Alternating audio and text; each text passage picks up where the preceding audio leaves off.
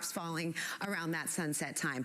We've got rain chances today at 30% on Thursday, but you can see the big climb in those rain chances and thunderstorms on Friday. The storm system that's going to be the catalyst, the reason for those higher rain chances right now is sitting right over the Four Corners region. That's sending some heavy snow. We talked about it in the first block with that Colorado snow. Yes, a spring storm system. And this is the same storm that's going to break away from those jet stream winds. It's going to sag southward, and it's going to hang out here over Baja California the next day or so. But as we head into the weekend, it's going to be sending some heavy rain, some thunderstorms in our direction. And right now, that timing of those showers and storms look to be more Friday into Saturday. So that's a big change in what we initially thought earlier in the week when we thought that storm system was going to progress eastward today and tomorrow. So we've dropped the rain chances for tonight at about 30%, but by Friday afternoon, we're back up to 60%.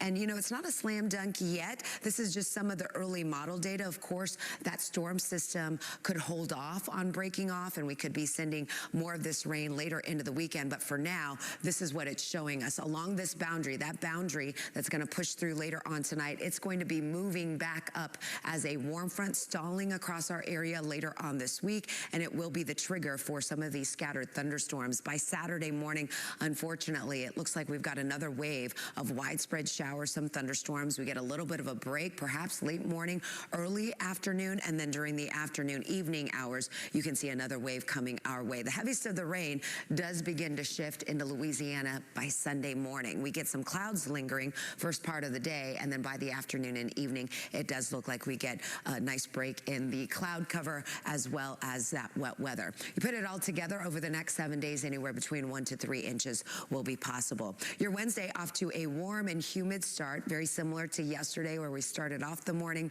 in the low 70s. That's where we're starting off this morning as well. That breeze out of the southeast, generally light this morning, 5 to 10 mile per hour winds. The sky will remain clouded over as that front draws a little bit closer toward I-10. We've got some scattered showers, some thunderstorms, not ruling out that a couple of the thunderstorms later on today, especially in some of our northern counties, could be strong to severe, but the highest chance of that severe weather will be forming out here toward portions of Mississippi and Alabama. Level 1 and a level 2, so the ingredients might be a little bit favorable across our northern counties.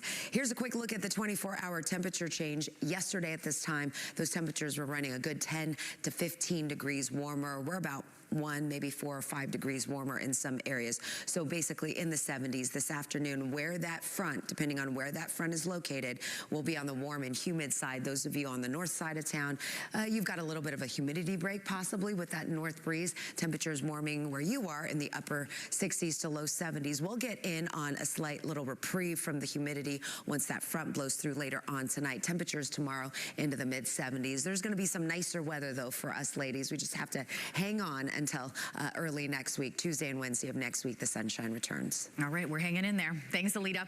We've got the green and the yellow, both a level 1, level 2, the slightly higher you go. Basically, we've got a small chance for a big thunderstorm, and a lot of that, the severe weather threat, is going to depend on whether or not our cap, the lid over the atmosphere, it's a warm layer of air aloft. It is stable air, and if that is broken, then we are going to see the potential for some severe thunderstorms. The ingredients are just a little bit more favorable that that cap might break the further north you go. So that percentage at 15%, hailstorms a possibility, maybe even some damaging winds, and can't rule out a brief or isolated tornado. Now at this point, you look at future track, and it does look like we could get some brief heavy downpours in those areas shaded in orange and reds, nothing widespread. And right now the models are trending drier as the front gets a little bit closer toward Houston. So it does look like for the majority of the afternoon and evening, the cap should hold. So we'll have to wait and see whether or not that verifies. But just know that for today, at any point,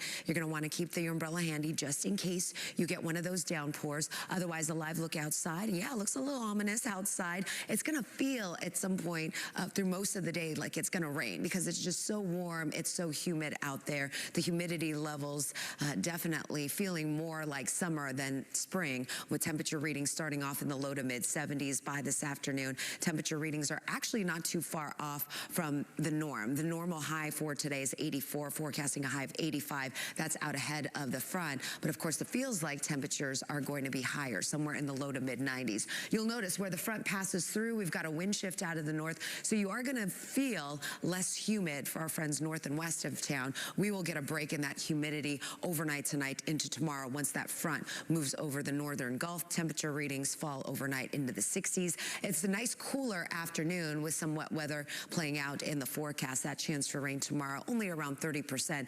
And Friday and Saturday, get ready for those elevated rain and storm chances courtesy of that low pressure system bringing some heavy snow across Colorado for us. As that starts to track to the south, it's going to be there for about a day or so before it starts to make a play toward the east. Friday and into the weekend, that's when it's going to send multiple rounds of showers and thunderstorms into our area. So it is a wetter change for us than what we saw earlier in the week. And so we've picked up on that change, a 60% chance on Friday, potentially seeing multiple rounds. We've got another round coming in during the afternoon, early evening hours, a little bit of a break overnight. Then we're going to be watching as a disturbance comes in from San Antonio. That's going to overlap the boundary that's going to be shifting back up to the north. That boundary stalls, so that's going to be another trigger for some thunderstorms to develop along that boundary. So we get a little bit of a reprieve potentially late Saturday morning, early afternoon, and then another wave comes through during the afternoon and evening hours. I know, unfortunately,